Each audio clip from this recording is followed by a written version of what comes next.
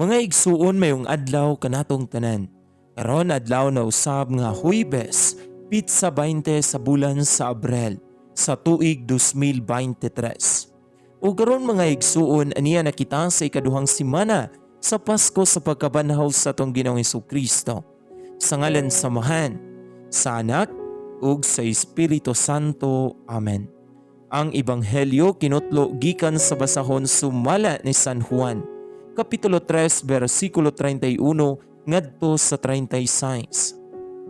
Siya nga gikan sa langit labaw sa tanan, siya nga gikan sa yuta, yutanon og nagsulti mahitungod sa mga butang nga yutanon.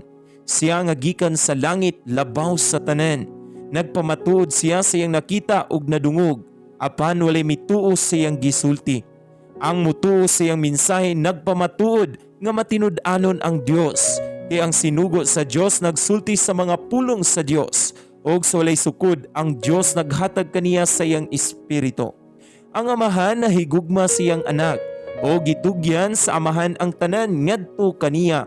Ang mutuo sa anak may kinabuhing dayon, apan ang dili mutuo sa anak dili makabaton sa kinabuhing dayon.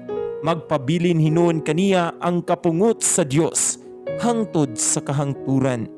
Mga igsuon, ang ebanghelyo sa Ginoo. Daygon ikaw, o Kristo.